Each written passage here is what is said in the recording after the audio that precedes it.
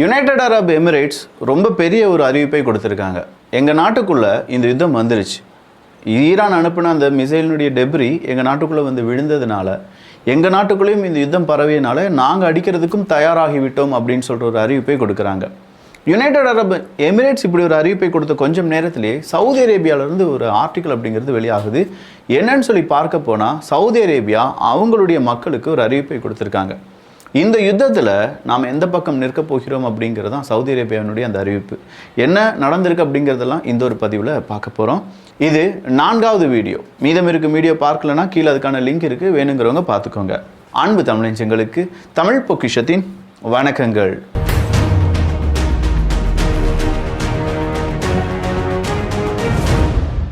Saudi அரேபியாவை பொறுத்த வரைக்கும் இப்போ நடக்கக்கூடிய யுத்தம் அப்படிங்கிறது அரபுலக நாடுகளிடையே அவங்களுடைய ஃப்யூச்சருக்கான யுத்தமாக பார்க்கப்படுகிறது.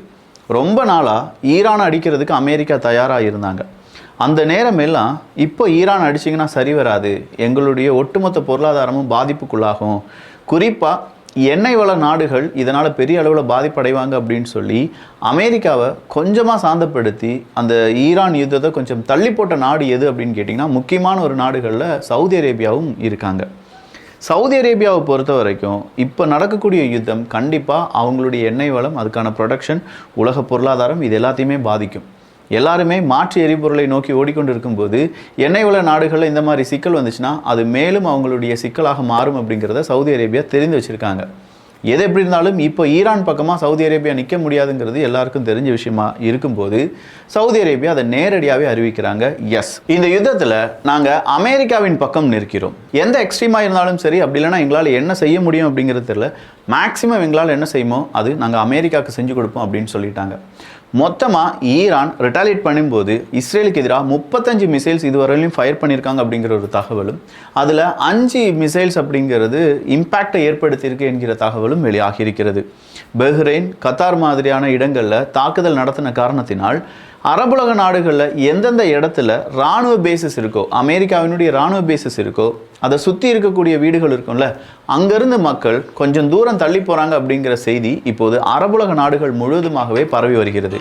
சொல்லப்போனால் கண்டிப்பாக நாங்கள் ரெட்லைன் அப்படிங்கிறது கிடையாது, எங்கே வேணாலும் அட்டாக் நடத்தும் அப்படின்னு சொல்லி ஈரான் சொன்னதுனால, அதுவும் குறிப்பாக அமெரிக்கா இஸ்ரேலுக்கு எந்தெந்த நாடுகளில் எந்தெந்த செல்வாக்கு இருக்குது, செல்வாக்கு மிக்க ஏரியாக்கள் என்ன இருக்குது, அதுதான் எங்களுடைய டார்கெட்டாக இருக்கும் அப்படின்னு சொல்லி ஈரான் சொன்னதுனாலையும் மக்கள் அங்கேருந்து வெளியேறுகிறார்கள் அப்படிங்கிற தகவல் வெளியாகி இருக்கிறது.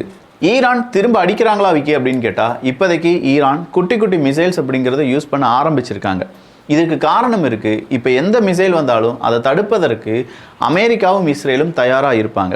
பட் எவ்வளோ நேரம் தான் அமெரிக்காவும் இஸ்ரேலும் இந்த மாதிரியான ஆயுதங்களை தடுப்பதற்கு, இல்லாட்டி வரக்கூடிய இன்கமிங் மிசைலை தடுப்பதற்கு அவங்களால முடியும் அப்படிங்கிற ஒரு கேஸ் இருக்குல்ல, அதை தான் ஈரான் இப்போ சோதித்து பார்க்குறாங்க.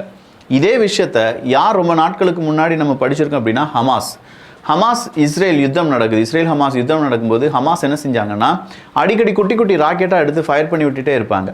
அந்த ஃபயர் பண்ண ராக்கெட்டை தடுக்கிறதுக்கு இஸ்ரேல் என்ன செய்வாங்க, விலை கூடின மிசைல்ஸை பயன்படுத்துவாங்க. ஸோ இது ஒரு விதமான ஸ்ட்ராட்டஜி தான். இந்த ஸ்ட்ராட்டஜியை இப்போ யாரும் பயன்படுத்துகிறாங்க அப்படின்னு பார்த்தா ஈரானும் பயன்படுத்துவதாக செய்திகள் வெளியாகி இருக்கிறது. திடீர்னு பவர்ஃபுல்லான மிசைல்ஸ் அப்படிங்கிறதையும் ஈரான் பயன்படுத்துவதாகவும் செய்திகள் வெளியாகி இருக்கிறது. ஈரானுடைய சஞ்சான் பகுதியில் வர இப்போ அட்டாக் நடந்தால் சொல்லப்படுகிறது. நான் முதலே சொன்ன மாதிரி ஈரானுக்குன்னு நிறைய ப்ராக்சிஸ் அப்படிங்கிறது இருக்குங்க. ஈரானுக்கான ப்ராக்சிஸ் அப்படின்னு சொல்லும்போது ஹிஸ்புல்லா ஒரு ப்ராக்சிஸ் தான், ஹமாஸ், இந்த மாதிரி நிறைய பேர் இருக்காங்க. இதெல்லாம் நமக்கு தெரிஞ்ச பெயர்கள், தெரியாமல் இன்னும் நூற்றுக்கணக்கான ப்ராக்சிஸ் இருக்கிறதுக்கான வாய்ப்புகள் இருக்குது. இப்போ என்ன நடக்கும் அப்படின்னு கேட்டால் ஆல்ரெடி ஈராக்லேருந்து ப்ராக்சி அப்படிங்கிறது ஆக்டிவேட் ஆயிடுச்சு அப்படின்னு சொல்கிறாங்க. எர்பில் வர அட்டாக் நடத்தியிருக்காங்க. எர்பிலில் அட்டாக் நடத்தினா கண்டிப்பாக ஈரானுடைய ப்ராக்சி ஈராக்கில் ஆக்டிவேட் ஆகிருக்கும் அப்படின்னு சொல்கிறாங்க. அடுத்ததாக ஸ்ட்ரைட் ஆஃப் ஹார்மஸ் அப்படிங்கிற பகுதிக்கு தான் வருவாங்க. ஈரான் என்ன செய்வாங்க, கண்டிப்பாக ஸ்ட்ரைட் ஆஃப் ஹார்மஸ் பகுதியை மூடி வைப்பாங்க. அப்படி மூடும்போதோ இல்லாட்டி அதை சுற்றி கப்பல் ஏதாவது வருது அப்படின்னா நாங்கள் அதை வச்சு அட்டாக் பண்ணுவோம் அப்படின்னு சொல்கிற ஒரு அச்சுறுத்தலை ஈரான் செய்வாங்க. இந்த அச்சுறுத்தலை மேற்குலக நாடுகள், குறிப்பாக குளோபலாக இந்த கச்சா எண்ணெயினுடைய ட்ரேட் எடுத்து பார்த்தோம்னா அதில் 20% இந்த ஸ்ட்ரைட் ஆஃப் ஹார்மஸ் வழியாக தான் நடந்தாகணும்.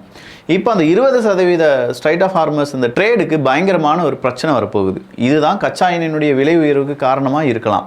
ஸோ இந்த கச்சா எண்ணெய் விலை உயர்வு அப்படின்னு சொல்லும்போது ஸ்ட்ரைட் ஆஃப் ஹார்மஸ் பகுதியில் நாங்களும் என்ன செய்வோம், எங்களுக்கான அடுத்த கட்ட நடவடிக்கையில் ஈடுபடுவோம் அப்படின்னு சொல்லி அமெரிக்கா இந்த ஈரானுடைய பிளாக்கேஜை தடுக்கிறதுக்கான வாய்ப்புகள் இருக்குது. இப்போ தான் இந்த ஸ்ட்ரைட் ஆஃப் ஹார்மஸ் பக்கத்தில் இருக்கக்கூடிய ஒரு நாட்டை நாங்கள் அங்கீகரிக்கிறோம் அப்படின்னு சொல்லி இஸ்ரேல் சொல்லியிருந்தாங்க தெரியுமா? இஸ்ரேலினுடைய அந்த அங்கீகரிப்பை பல அரபுலக நாடுகளும், குறிப்பாக பாகிஸ்தான், ஈரான் மாதிரியான நாடுகள் அங்கீகரிக்கவே இல்லை. அது குட்டி நாடுலாம் கிடையாது, அது எங்களுடைய ஒரு பகுதி தான் சொல்லிட்டு இருந்தாங்கல்ல. அதெல்லாமே இப்போ இஸ்ரேல் என்ன செய்வாங்க? புதுசாக மறுபடியும் இந்த பிரச்சனையில் கொண்டு விடுவாங்க. அப்போ இஸ்ரேலினுடைய தேவை என்ன அப்படின்னு கேட்டால், இஸ்ரேல் ரெஜிம் சேஞ்சுக்கு தான் இந்த அட்டாக்கை நடத்துகிறாங்களா அப்படின்னு சொல்லி கேட்குறாங்க. அப்போ இஸ்ரேல் சொல்கிறாங்க, எங்களுக்கு தேவை அங்கே இருக்கக்கூடிய ஆட்சி மாற்றத்தை அனுப்புவது, வீட்டுக்கு அனுப்புறது கிடையாது. எங்களுக்கு தேவை மிலிட்ரி. எங்களுக்கு எதிராக அங்கே ஒரு மிலிட்ரி இருக்குது, அந்த மிலிட்ரியை மொத்தமாக சோழி முடிக்கிறது மட்டும்தான் நாங்கள் கவனமாக வச்சுருக்கோம் அப்படின்னு சொல்கிறாங்க. அமெரிக்காவை பொறுத்த வரைக்கும் அமெரிக்கா என்ன சொல்கிறாங்க? அங்கே இருக்கக்கூடிய ஈவில் ரெஜிமை நாங்கள் மாற்றுவோம். அங்கே வந்து டெரரிஸ்ட் ஆர்கனைசேஷனுக்கு எல்லாமே அவங்க தான் ஃபண்டு கொடுக்குறாங்க, அவங்க தான் ஐடியா கொடுக்குறாங்க, அவங்க தான் இன்டெலிஜென்ஸை கொடுத்துட்ருக்காங்க. இதெல்லாம் நாங்கள் ஸ்டாப் பண்ணணும்னா அங்கே இருக்கக்கூடிய அயத்தலா கமேனி அவர்களுடைய ஆட்சி பறிக்கப்பட வேண்டும் அப்படின்னு சொல்கிறாங்க. ஸோ இந்த யுத்தத்தில் 2 முக்கியமான நாடுகள், அது கூட இப்போ சவுதி அரேபியா ஜாயின் பண்ணியிருந்தாலுமே இந்த 2 நாடுகளுடைய டார்கெட்டும் வெவ்வேறாக இருக்குது. ஒன்று, அங்கே இருக்கக்கூடிய இன்ஃப்ராஸ்ட்ரக்சர், அங்கே இருக்கக்கூடிய நியூக்ளியர் ஃபெசிலிட்டி, இதெல்லாம் அழிப்பது இஸ்ரேலினுடைய எண்ணம். அங்கே இருக்கக்கூடிய அரசியல், அந்த அரசியல் சார்பு இருக்கக்கூடிய தலைவர்கள், அவங்களை அழிப்பது, அவங்களுடைய ஆட்சி மாற்றத்தை கொண்டு வருவது அப்படிங்கிறது அமெரிக்காவினுடைய லட்சியம். இந்த 2 லட்சியம் தான் ஈரானை சின்னாபின்னமாக மாற்றிட்டு இருக்கு. ஈரானை பொறுத்த வரைக்கும் அயத்தலா கமேனி அவர்களுக்கு ஆதரவான குரல் எந்த அளவுக்கு இருக்கோ அதே அளவுக்கு எதிர்ப்பு குரலும் இருக்கிறது. ஆனால் அந்த எதிர்ப்பு குரலை வெளியில் சொல்ல முடியுமா அப்படின்னு சொல்லக்கூடிய சிச்சுவேஷன் இருக்கிறதுனால இந்த அட்டாக்கை கூட ஈரான்லேருந்து நிறைய பேர் ரொம்ப டான்ஸ் ஆடி வரவேற்றார்கள் என்கிற செய்தியை நீங்கள் பார்த்துருப்பீங்க. ஸோ ஒரு ரெஜிமுக்கு எதிராக நடக்கக்கூடிய யுத்தமாக அமெரிக்கா பார்க்கும்போது அங்கே இருக்கக்கூடிய இன்ஃப்ராஸ்ட்ரக்சர், எங்களுக்கு எதிராக இருக்கக்கூடிய எதிரினுடைய ஒட்டுமொத்தமான இன்ஃப்ராஸ்ட்ரக்சரை நாங்கள் அழிச்சிடும் அப்படின்னு சொல்லி இஸ்ரேல் சொல்லி இந்த அட்டாக்கை நடத்துறது மிகப்பெரிய அளவில் ஒரே நேரத்தில் 2 விதமான எதிரிகளை ஈரான் எதிர்கொள்ள வேண்டியதாக இருக்கும். சரி, அப்போ மீதம் இருக்கும் ஐரோப்பிய ஒன்றியம் மாதிரியான நாடுகள் என்ன செய்ய போகிறாங்க அப்படின்னு கேட்டால், இப்போவே அவங்க ரிக்வஸ்ட் வைக்கிறாங்க, எப்பா வேண்டாம், இந்த பிரச்சனையே வேண்டாம்னு சொல்லி. பட் ஈரான் என்ன சொல்கிறாங்கன்னா, அவங்க ரிட்டாலியேட் பண்ணுறதுக்கு முன்னாடியே ஒரு வார்த்தையை சொல்லியிருந்தாங்க, ஆர்டிகல் 5 அடிப்படையில் நீங்கள் அடுத்த நாடு அடிச்சிருக்க கூடாது. அதே மாதிரி ஐநா சபையினுடைய பல ஆர்டிகளையும் இப்போ யார் ஓவர் கம் பண்ணிட்டாங்க? அமெரிக்கா ஓவர் கம் பண்ணிட்டாங்க. எங்களுக்கு எதிரான அட்டாக் வழியாக ஐநா சபையை அவங்க ஒரு கேள்விக்குறியாக மாற்றிருக்காங்க. இன்டர்நேஷ்னல் சமுதாயத்துக்கு நாங்கள் ஒரே ஒரு கேள்வி வைக்கிறோம், இந்த நேரத்தில் அமெரிக்காவுக்கு எதிரான கோரிக்கையோ இல்லாட்டி குரலையோ யார் உயர்த்த போகிறீங்க? அவசரமான ஒரு மீட்டிங்கை நடத்துங்க. ஈரானுக்கு எதிராக அமெரிக்கா இஸ்ரேலினுடைய இந்த அட்டாக்கு ஃபால்ஸ் ஆனது, தப்பானது, அந்த தப்பை செஞ்ச நாடுகளுக்கு தண்டனை என்ன அப்படிங்கிறத நீங்கள் கொடுக்கணும். ஒருவேளை இன்டர்நேஷ்னல் சொசைட்டி யாரும் இதை செய்யவில்லை என்றால், இந்த யுத்தத்தில் செய்யவில்லை என்றால், இதுதான் இன்டர்நேஷ்னல் சொசைட்டியினுடைய கடைசி தினமாக இருக்கும் அப்படின்னு சொல்லியிருக்காங்க. நார்மலான எல்லாருடைய ஒரு கேள்வியும், மிகப்பெரிய அளவில் எல்லாருடைய அபிப்பிராயமும் இதுதான். ஐநா சபை அப்படின்னு வந்ததே ஒரு போர் உருவாகாமல் தடுப்பதற்கு அப்படின்னு சொல்லி நம்ம படிச்சிருக்கோம். ஆனால் அப்படிப்பட்ட ஐநா சபையில் இருக்கக்கூடிய சில நாடுகள் மட்டும் போரை எப்போதும் செய்கிறது. சில நாடுகள் போரை வந்து நாங்கள் செய்ய போகிறோம் அப்படின்னு சொன்னாலே ஐநா சபை அதுக்கு எதிராக பொங்கி எழுவது அப்படிங்கிறதுலாம் சரிப்பட்டு வராது. நீ என்ன செய்யணும்? ஒன்று, தடுத்தா எல்லா யுத்தத்தையும் தடுக்கணும். தடுக்கலைன்னா எந்த யுத்தத்தையும் தடுக்கக்கூடாது. நீ செலக்டிவ் அம்னீஷியா மாதிரி செலக்டிவாக சில யுத்தங்களை தடுக்கிற, சில யுத்தங்களை ப்ரமோட் பண்ணுற. இப்போ அமெரிக்கா செஞ்சுருக்கிறது கண்டிப்பாக ஐநா சபைக்கு எதிரானது. ஆர்டிகிள் 5 எல்லாம் நீங்கள் என்ன செஞ்சிட்டீங்க? அமெரிக்கா ஒன்றுமே இல்லைடா எனக்கு அப்படின்னு சொல்லி குப்பையில் வீசிட்டாங்க. இதுக்கு எதிராக ஐநா சபை அவசர மீட்டிங்கை கூட்டுவாங்களா இல்லையா? அப்படி கூட்டலைன்னா நாங்கள் என்ன செய்ய போகிறோம்? அடுத்த கட்ட நடவடிக்கையில் ஈடுபட போகிறோம், நாங்கள் ஐநா சபையிட்ட சொல்லிட்டோம் அப்படின்னு சொல்லக்கூடிய ஒரு ஸ்டேட்மெண்ட்டை பதிவு பண்ணியிருக்காங்க. பிரிட்டிஷ் ஏர்வேஸை பொறுத்த வரைக்கும் டெல் அவீவ், பஹ்ரைன் இந்த இடங்களுக்கு போகக்கூடிய அவங்களுடைய விமானங்கள் முழுவதுமாக நிறுத்தப்பட்டிருப்பதாக செய்திகளை வெளியிட்டிருக்கிறார்கள். துபாயில் ஒரு எக்ஸ்ப்ளோஷன் அப்படிங்கிறது வந்ததாகவும், அதே நேரத்தில் அமெரிக்காவினுடைய பேசஸின் எர்பில் அட்டாக் அப்படிங்கிறது நடந்ததாகவும் செய்திகள் வெளியாகி இருக்கிறது. அடுத்ததா ஜெருசலேம் ரோடு எல்லாமே எம்டியாக இருக்குது, எப்போ வேணாலும் அட்டாக் இருக்கலாம் அப்படிங்கிறதுனால ஜெருசலேம் ரோடுகள் எல்லாமே எம்டியாக இருக்குது அப்படின்னும், அபுதாபியில் ஈரான் நடத்தின தாக்குதல் காரணமாக ஒரு நபர் உயிரிழந்து விட்டார் என்கிற தகவலும் வெளியாகி இருக்கிறது. யுனைடெட் அரப் எமிரேட்ஸ் அடுத்த கட்டமாக என்ன செய்ய போகிறாங்க? இந்த யுத்தத்தில் சவுதி அரேபியா கூட சேர்ந்து America, Israel, Saudi Arabia, United Arab Emirates இப்படின்னு சொல்லி 4 நாடுகளும் சேர்ந்து ஈரான் அடிக்க போகிறாங்களா, இல்லை யுனைடெட் அரப் எமிரேட்ஸினுடைய முடிவுகள் என்னவா இருக்க போகுது அப்படிங்கிற அப்டேட் எல்லாம் தெரிந்து கொள்வதற்கு தமிழ் பக்ஷம் சேனலை சப்ஸ்கிரைப் பண்ணிக்கோங்க.